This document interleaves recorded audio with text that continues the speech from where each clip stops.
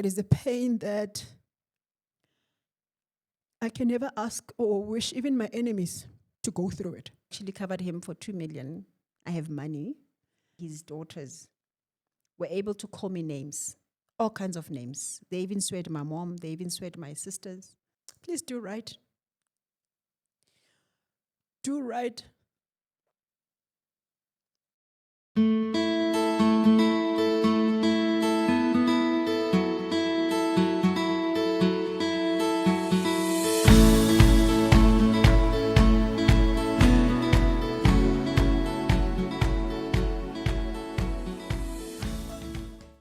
Hello, family. My name is Nonhlanhla Nxele. Most people prefer to call me Noni. I'm a certified financial planner by profession. I'm a founder and CEO of Esteemed Financial Solutions and Esteemed Learning Academy. I've been in the financial service industry for over, it's almost 20 decades, actually 2 decades, sorry. So it's almost 2 decades being in the insurance sector or financial services sector. This is the first episode of A Space to Breathe. This episode, it's about me telling about my journey, what happened, why A Space to Breathe, why this channel. Last year, 2024, November, I actually did a clip. But before I tell you about the clip, I just want to share this as well to say that in August 2024, I was blessed with an award called It Starts With Me with the Financial Planning Institute, which is actually our professional body. And what it basically means someone who honors this designation, being the Certified Financial Planner designation, which is, we call it CFP. And it's someone who goes out and educate and empower people about their financial planning, really, and their financial literacy as a whole. So this is one of the things that I'm very passionate about. My main purpose as a person, as Unoni, is to educate, it's to empower, it's to advise. And those are the things that wakes me up every single day. These are the things that I speak about. These are the things that I do every single day. And imagine being the expert that I am going through what I'm about to share with you. And I believe that God blessed me with this unwanted title called being a widow. And that's going to be the story that I would like to share with you, and the experiences, the challenges, the lessons that I would like to share with you. And this is just not for me, but it's also for the fellow widows out there to find or rediscover the purpose of who they are. And I've taken this platform to say, let me show that we are able to do certain things as widows. As much as we are going through pain, we're going through grief, you ask yourself, what is it that I need to do to come out of this? I call it a hole because you find yourself stuck to a certain degree. So going back to my point, I think it was end of November. I stand corrected. I'm not good really lately with my dates. Things are just getting all messed up. But yeah, so sometime in November, I did a clip on TikTok where I was really talking. Actually, I was crying for help. Really, I was just crying out to say, "Baphe abafelokazi," because going through the pain of having to bury my husband, coming home. And it's just me and my daughter was such a lonely and painful experience. And not to say that family was not there. Family was there. Family was very supportive. The only challenging part is that they didn't understand the pain that I was going through. Sometimes bayakutshela ukuthi uthule. And I'm like, you want me to keep quiet? You want me not to cry? Kanjani, because this thing is heavy on me. And that's where the whole thing of me going to TikTok and crying for help to say, ba abanye bafelokazi ukwazi ukukhuluma, so that we're able to engage and talk about this pain. And because they will understand where I'm coming from. Because sometimes we even feel ukuthi when we are having this conversation or when we have family around us, it's like we are seeking for attention. Kanta kunjalo. It is the pain that comes with this whole journey. So I did that clip, and the comments that were coming through there, sure, baningi abafelokazi, and we are going through a lot. Different time frames, different ages, we are going through a lot. And you ask yourself, Guti, where is the widows community when you need it? It is something that I believe that God wanted me to go through it so I can create that community. So how did I end this title? I say end it because it was God. He chose me. He chose me because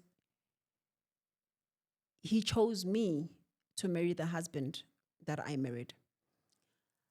So we were married for 7 years, and he was sick for a while. And I think I could say it was a year and a couple of months, but it started getting bad, really, really bad sometime in June, July last year. And just going to different doctors and all of that, not knowing what was it, really. And then until the 23rd of September, and I know the dates because these are the dates that I will never forget. On the 23rd of September, he was then admitted to a hospital because he could not breathe. Apparently, he had something on his airways and he could not breathe. So when he got admitted, for the first week, it looks like he was going to be okay. You know, they helped him with some oxygen and whatever that they were helping with him with it. And then later on, I think after a week, he started complicating. He was then moved to an ICU because the condition got critical. He was there for 4 weeks in ICU. There is no medication that I did not sign. All kinds of procedures that we were trying to find out what was it. Till today, I cannot even tell you what was it that killed him. We went through, there was even a time where I actually signed unauthorized medication. And when I say unauthorized, it means that it's still in test and whatever not. And trust me, I'm going to put this disclaimer, this is my experience, this is what I experienced, and I'm not going to put any medical explanation to it. But I signed those medications so that it can help him. Hopefully this thing was gonna die or was gonna come or they were gonna able to operate him, but sadly they didn't. They said he had cancer, it was not cancer. They said it was TB, it was not TB. Till today, we don't know what it is. All we know is that his left lung collapsed and he could not breathe. And because the air was not going through the heart, then that's where he could not breathe and he was gone. And that happened at 8:30 on the 30th of October, 2024. I only got a call at 9:15. I was going into a training session when I got the call. The numbness that you go through when you get that call.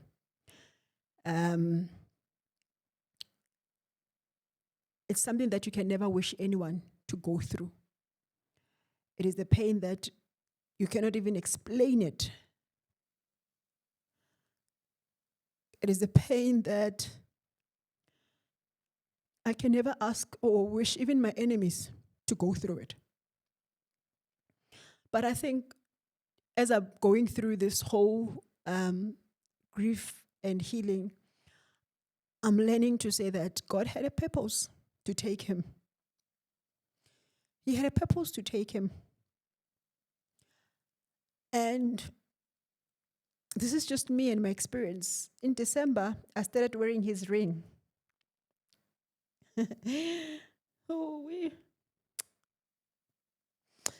And his ring, to me, it's basically saying, he's with me every single step that I take, every place I go, he's there. And each and every time when I'm stuck and I don't know what to do and I don't know how to do certain things, I just feel like I could just talk to it and say, Maragota Baba, you knew when Uguti Melengenzeni. He was a very supportive husband in my business. He was there. In most of my meetings, he will take me there. I was such a spoiled wife to a certain degree, where he would make sure my long trips where I have to drive, he's there. And making sure that the vision that I had for my businesses is fulfilled. But there was one thing that Naya, he was a hustler. We used to call each other hustlers. And then when things are not moving, he will tell me to wear a soldier's hat. I'd be a soldier, mom. We sosha wena. Mina ngashada isosha. And I would have to wear that responsibility of being a soldier. And when the business will see flames, then you will say, be a soldier. And soldier on and fight for what you believe in.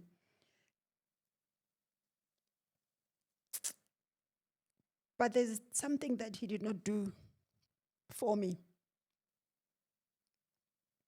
and for our daughter. He would go everywhere with me, share where I go and educate people about financial literacy. Why is it important to do this? Why is it important to have a life cover? Why is it important to have a will? And these are the things that I had expected him to apply it as well from his side. Oh, little did I know, ukuthi uNkulunkulu would make sure ukuthi akazenzi. Little did I know that he was going to make sure that my husband does not do any of those, so that I'm able to sit here today and share this with you. From being the expert that I am, from being the professional that I am, that speaks of these things every single day, how come my own husband could not apply those things? And thank goodness to his friends, that also confirmed this to me, because I was like, did you really hate me that much? Because you start asking your questions, why vele ngakwenzanga? Because bengihlezi ngikhuluma ngaye, and we had several meetings between me and him to say, why don't you have this? Why singathathi this? Hayi mama man, hey, ubani uzoshona manje? And that's how he would always respond. Ubani uzoshona manje? He actually convinced me to a certain degree that he was going to die at a retirement age, because we were planning for retirement, to be quite honest. Most of our conversation were about our retirement. How quickly can we retire? How quickly can we push our business to a point whereby we're going to travel the world and do all these things that we wanted to do? So everything that we were doing, a hustler, it's all about, I want to put the bread on the table, I want to push every single day. We also missed the opportunity of even enjoying our marriage to a certain degree, because all the time we are running, trying to make this thing happen, trying to make this life, until to a point whereby, because our goal was to say, we need to make sure that we have enough to retire comfortably at the age that we want to retire. And that was our goal. But he didn't, I would say, little did we know that God had a different plan. God had a different plan for him and for me. He could not He did not leave anything. He did not have a will. And he did not have a funeral policy. He did not have a life cover. Luckily for me, I had done the basics, and I've done these basics because of the experience that I had because of my late sister. Because 3 years back, I lost my sister and I lost my mother-in-law. And those experiences taught me to do better within my family as well. So I had made sure that I've taken the basics, where it's just a funeral cover, and the one that has a service package where they're able to take in the body, take it to the mortuary, and all the funeral costs, the tent, and all of that. So luckily, I had that. But here's one thing that I did not take into account. It was the traveling cost, moving him from Pretoria to KZN. Because I knew that that's where he wanted to be buried. I did not take that into account. So you can imagine the stress that I had to go through, having to now to put together my cash to be able to do that. But this gives me an opportunity and a platform to thank his friends, which they were there. They were very supportive. They didn't want me to go through it alone because they knew him. And they even said, Mama, siya understand ukuthi umfethu akanalutho ngoba siyamazi. And you know how it is. Some of my in-laws believed that I actually covered him for 2 million. I have money. I have all kinds of things. So where I am, I'm a millionaire. And I don't want to talk about that right now. I think we are going to have an episode around family conflicts when your husband passes away and what to do at that point in time. But I just want to let you know that the conflicts are there. And kufika lapha bakukhumbuza ukuthi wena you're an outsider. It is so sad, but I can say this part is to say, it is so sad that his sister was able to remind me that I'm an outsider. After a month, we have buried my husband. Kunento ebizwa inhlambuluko ngesiZulu. We did that ceremony. It's so sad that my sister-in-law and the nieces and his daughters were able to call me names, all kinds of names. They even sweared my mom. They even sweared my sisters. They called us all kinds of names. And all I could do was just cry and sit there. Even though there were physical fights, there was a time where actually there was physical fights because now they were disrespecting me and my mom and my siblings. It's not easy. It's not easy to be an outsider in other people's homes.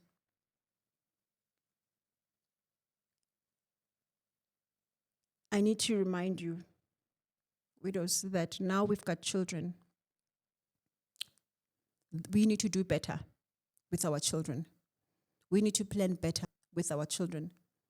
And one of the things that I pride myself is that I personally had made sure that I've got all the life covers that I need. I've got all the funeral policies that I need. I've got the will in place. I've got plans or policies that will make sure that it covers my whole estate without having to sell anything of the assets that I'm accumulating or that I've accumulated. And the painful thing was to sit and do the edit, having to sit on each and every policy, having to sit and edit my will, where now I have to remove my husband. You know, the painful thing of having to see your husband's name, and next to it, there's a title called deceased. Sometimes I can't carry it. Sometimes I can't believe it. Sometimes I don't want to believe it. But having to write in the forms to say he's deceased, it's something that is very heavy. It is something that I cannot find myself to do it. Sometimes I delay to complete forms because I don't want to find myself writing information around him being a deceased.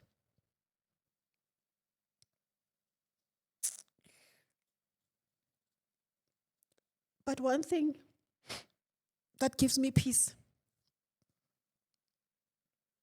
is the fact that I was present. I was there throughout. And I believe wherever he is, he did see it. And I did my part as a wife. Painful as it is that he did not leave me with anything,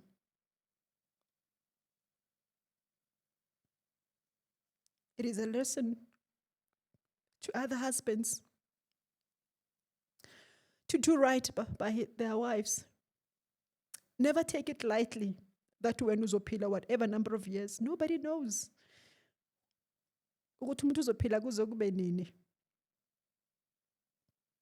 Husbands, fathers, brothers, I beg of you, please do right. Do right with your families. Do right. Be responsible. Take the responsibility of making sure that they are taken care of. Especially your children.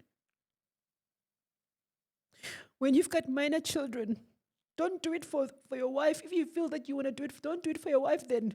Maybe do it for them. Do it for them. Because that's what my daughter asked me to say, Ma, why did Baba leave me?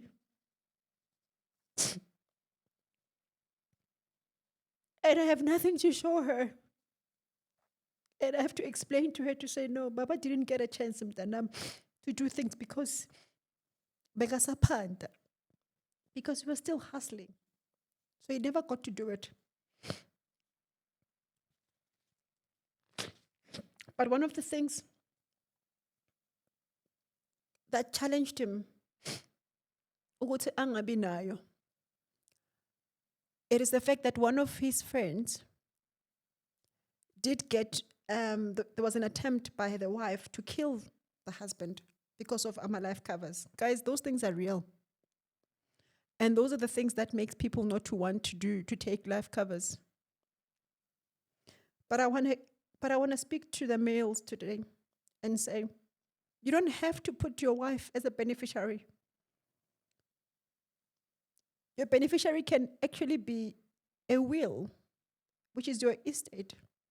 And then you can put instruction on how this money must be paid out and how it must be taken care of, especially for your children.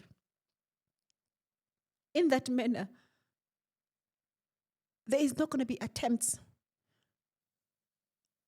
of these murders. And I know, and I'm being real about it, I know that this thing is there. I know that people are killing people for the sake of life cover. May it be a lesson today that we do better.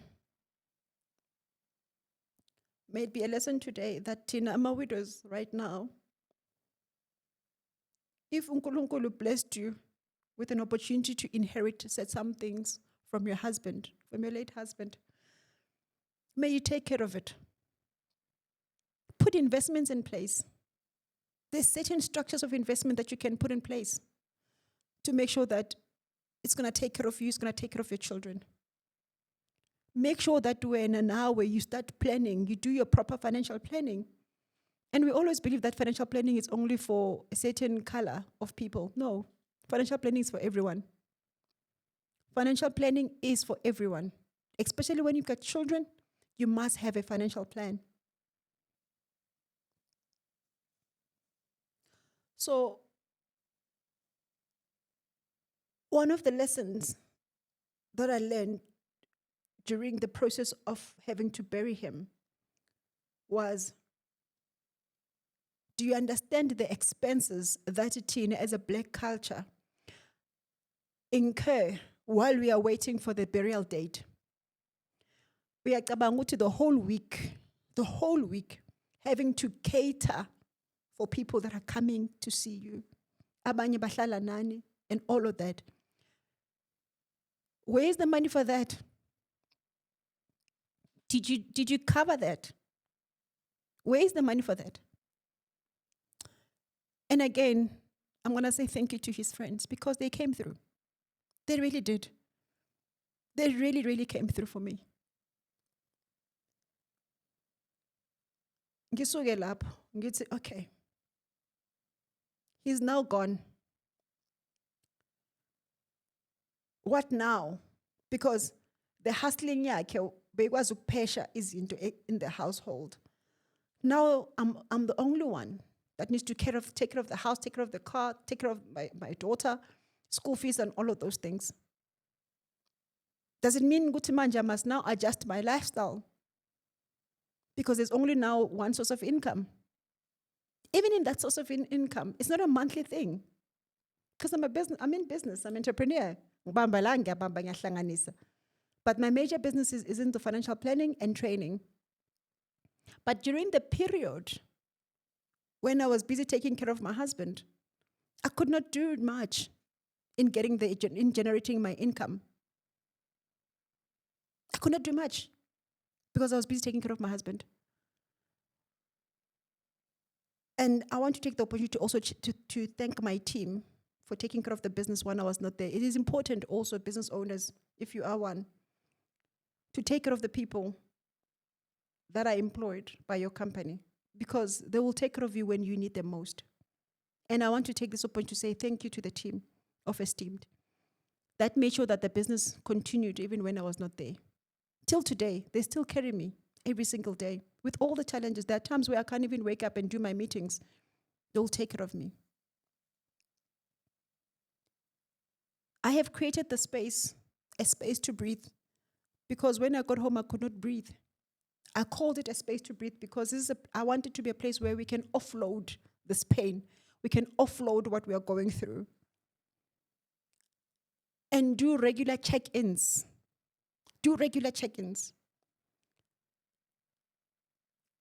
My husband's mistake was to believe that he was going to live long, but not put a plan in place to sustain this long time life that he had planned in, and not knowing that what God had a different plan for him.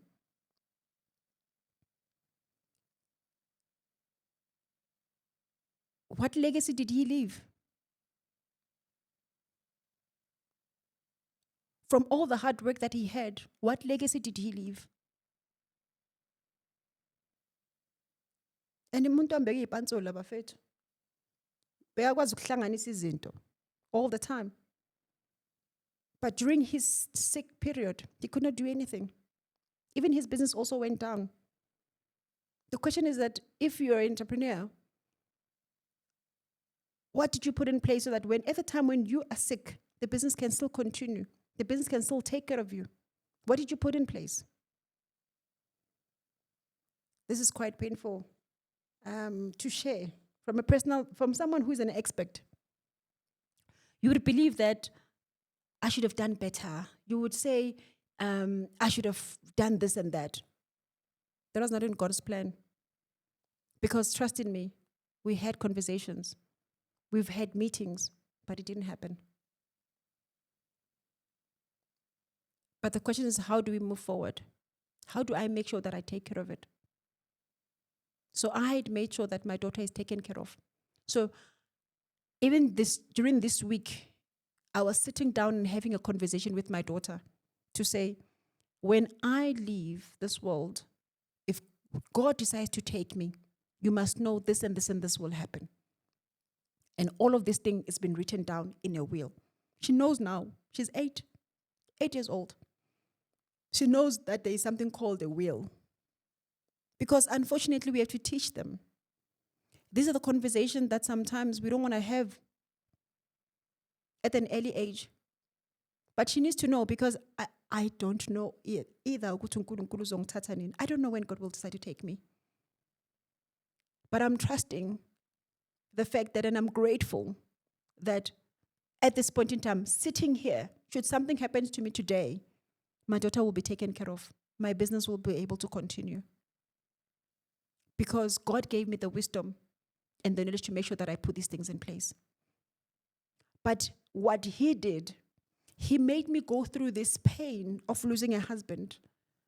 He made me go through the pain of not getting any legacy from my husband, so that I can be able to go out there and remind me of my purpose.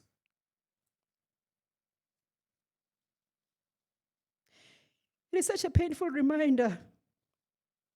It is a painful reminder that my job, the purpose that He brought me to this world, is to educate His children on their financial matters, is to empower them, it's to advise them.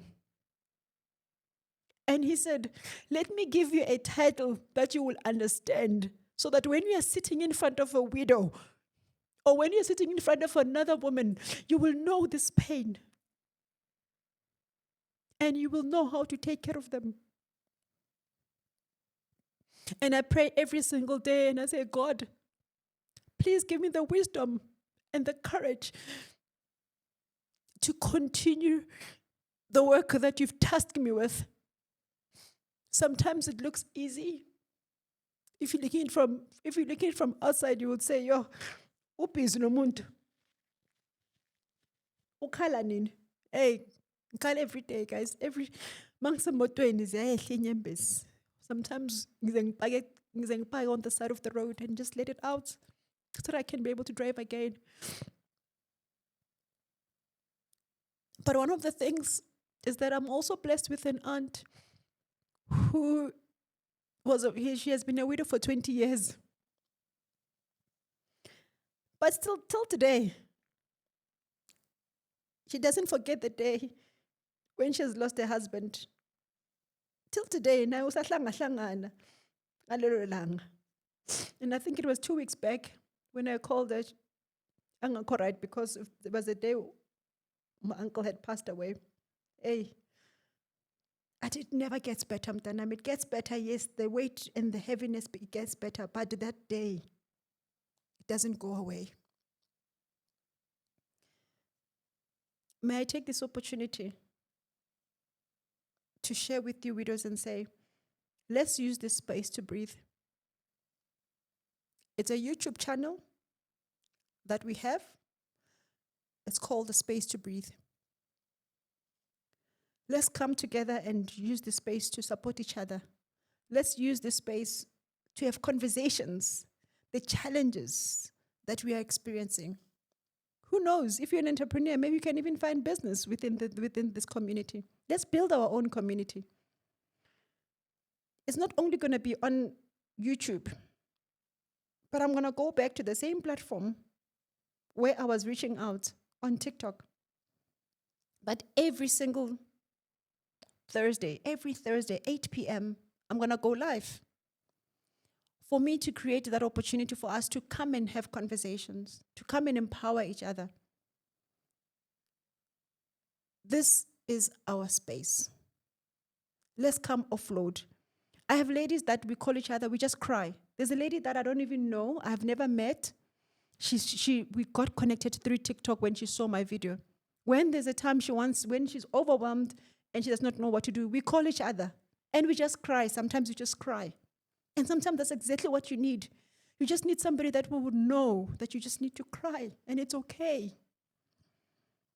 And I just want to talk about allowing yourself to cry sometimes in front of your children. I know there's this thing as Black people, Uguti, don't cry in front of your children. I had a different experience with my daughter. The time when I was locked up and I would go to my room to cry, I've never had her cry. And until I asked her, Uguti, are you okay? She's like, I'm okay if you're okay. And I'm like, what do you mean by that? She's like, I've never seen you cry, so I'm also not crying. And I said, no, you need to cry. She's like, but I've never seen you cry, Mama. So how do you want me to cry? Because I feel that I should be strong just like you. And I said, no. So I've allowed her to cry, because I cry now in front of her, so that we can connect. There's this thing that connects us. And the beauty of it is that after we've cried, we actually make jokes of what Ubaba would say. And we would laugh about it. As we just finished crying, we'll just laugh about it, because we're starting to bring his memories in our conversation. And it's starting to become easy to have this conversation. At first, it was not easy for me to talk about it. But right now, it's starting to become easy. It is something that probably we are learning to do. Maybe it's something that you need to do as well. Try it. It could work for you.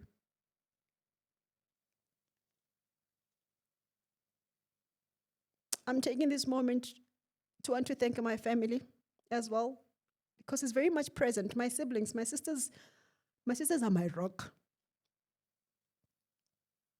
They've been we are taught to be united at a very young age. My mom taught us to be one. Our parents always said, guys, nobody must be your best friend. Your best friend are your siblings. And between my sisters, we are best friends. But the sad part is that they don't know the pain. So sometimes even when I want to offload, I understand. So I'm asking to take this space and build a sisterhood, because we understand this pain together. Widows, this is our space. Let's create that community for ourselves. I just want to say, subscribe to this YouTube channel. There's a lot of people that I'm going to bring in. There's widows that I'm going to bring in. There's grief counselors that I'm going to bring in. There's legal people. There's other professions that are going to come in. We're going to talk about the process of if you die without a will, what happens? What is this interstate? All of those kind of things. I'm going to be bringing professions to have these conversations. So subscribe, like, comment. If on the comment section you've got questions, please pose that question. Maybe it might also drive us to have other episodes about those questions. But some of the questions, we will also address them during our live session that we're going to have every Thursday at 8 p.m.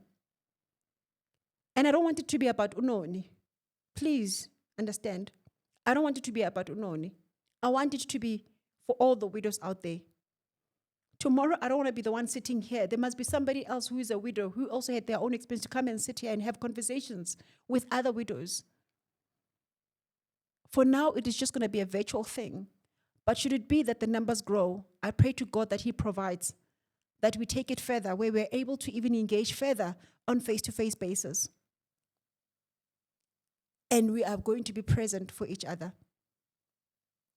For me, what made it easy, it was the people that I don't know them. They've never met me. But when they pick up a call, and when I pick up the call, I'm able to connect with them. If something happens, the other lady said to me, Noni, I can't, the car is stuck. I don't even know what's wrong. And we just burst into tears, because I was going through the same thing. As I'm like, I don't know what to do with this car. He always made sure that the car was functioning. And now I'm stuck. I'm like, what are we going to do? And we had to help each other at that moment, at that time, to say, do you have a dealer? She's like, yeah, it's still under the dealership. I'm like, okay, let's take them to the dealership. And then later on, we're able to check with her, are you okay? Did you come all right? And I'm telling you, this is someone that I've never met. I don't even know how she looks like, but we talk over the phone. So let's just be present for each other. Let's just be there and support each other.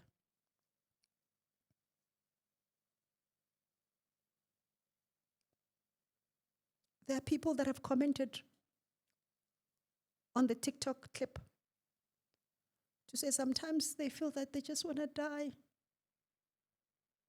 I felt it as well. Because sometimes I just feel like, can you God take me so that I can connect with my husband in spirit? But I have to think again and say, what would happen to my daughter? She still needs me. She's still a baby. She still needs me. And I had to bring my thoughts back. The power of the mind. I had to speak to myself and psych myself and say, hey, you have a little one waiting for you. And she needs you.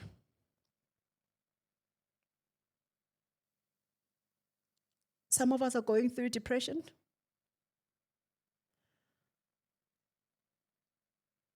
It's possible to go through depression when you're going through this. May God give you the strength to come out of it. Redefine your purpose. Rediscover your purpose. And find healing. I found peace in accepting the fact that God took him because he had a better job in heaven.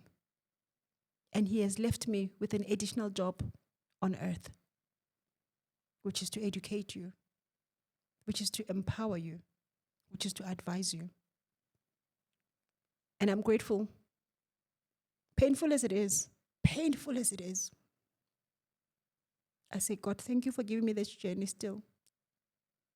If this is what you wanted, it's okay. So family, sisters, let's do better for our children because we are the only parent left. Let's make sure that our financial plan is in place.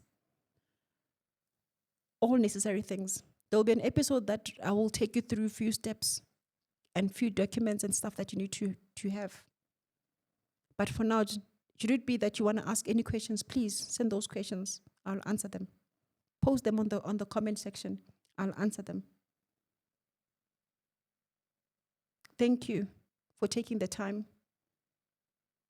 to watch this episode. I hope it has empowered someone. And I pray that the male figures out there, they will do better for the sake of their children. And as for us widows who are wearing an unwanted title, may God give us the strength every single day to wake up and work on this grief, walk on this journey, knowing that he is present, that he will carry us no matter what. And he makes provision.